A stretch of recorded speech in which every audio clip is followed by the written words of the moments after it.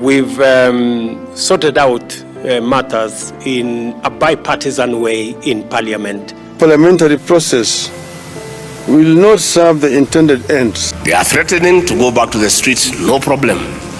The streets are there, they have gone nowhere. Hiyo mkata iko na William Ruto na Rigathi Gachagua. Kisu ni mimi nimeshika na siachili. Wow, a very good evening and many thanks for joining us today.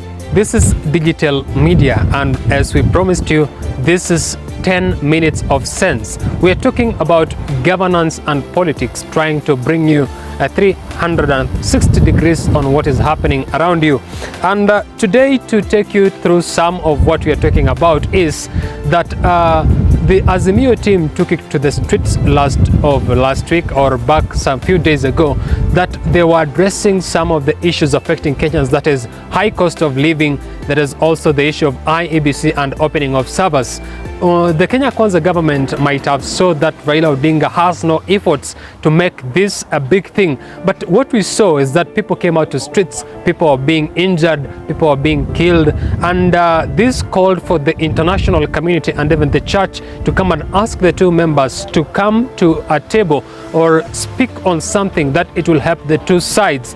And what was the results of this? Ruto came out and addressed the nation. Raila also did the same. And out of the discussion from the two sides is that they are going to do a bipartisan talk. What does the bipartisan talk mean? This means that the two sides will come up with a committee member from the parliament. That means this is a parliamentary process.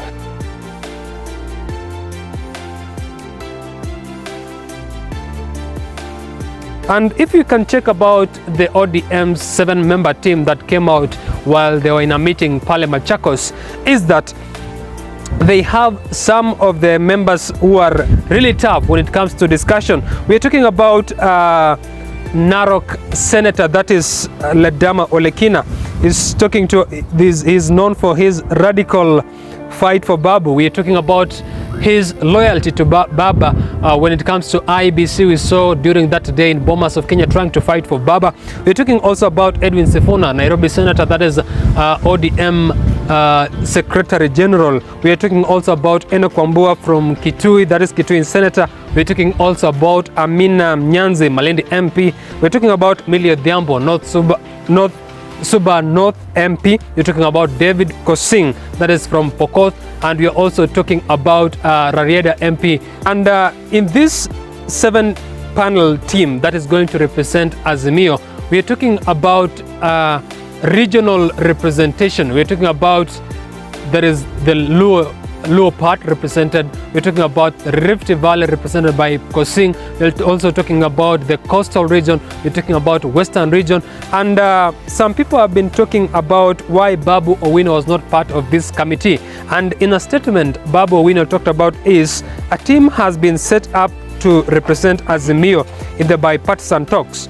I wish them well. However, it will have been more effective and efficient if a youth was part of the team. This means that Babu feel like he's not really part of that committee.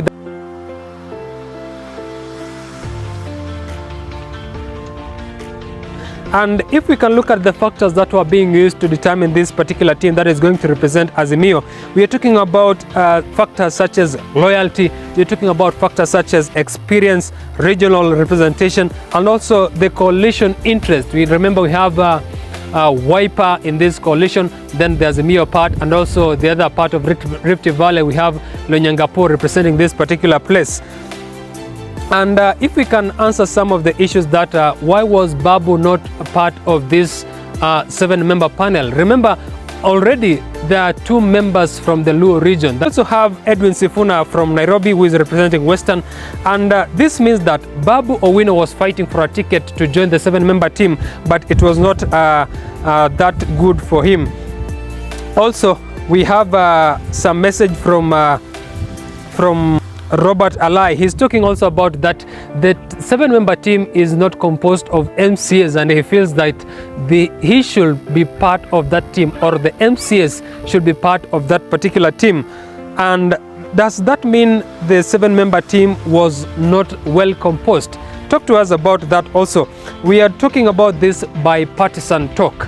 In a clip, Raila was seen talking about the National Accord and Reconciliation Act in 2008. What does this compose? If you look at the National Act and National Code and Reconciliation Act of 2008, talks about the creation of the office of the Prime Minister.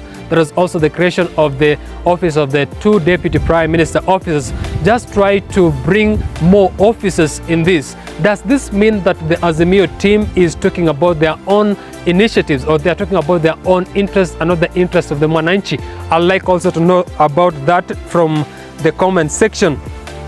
If you check also this the Reconciliation Act, does it mean that during the 2008 issue, during the 2013 issue, that Raila is not that focused on the issue of the common Mwananchi, but he's just after creating an office?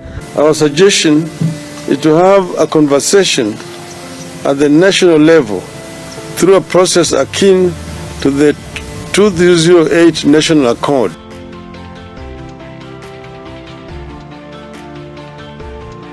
And in what we call cash flow crisis in Kenya Kwanza government, or what NTV will call it a broke Kenya Kwanza government, we are taking a look at what the minority leader is talking about from the Azimio part. They're talking about the government is overspending.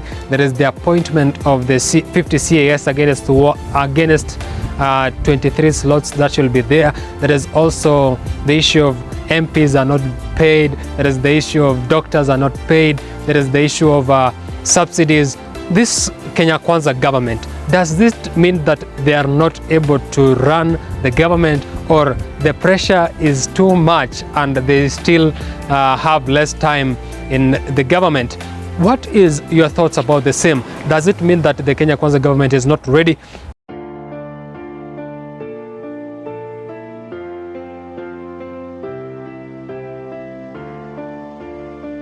Till next week on Wednesday, see you and bye-bye. Leave your comments and subscribe.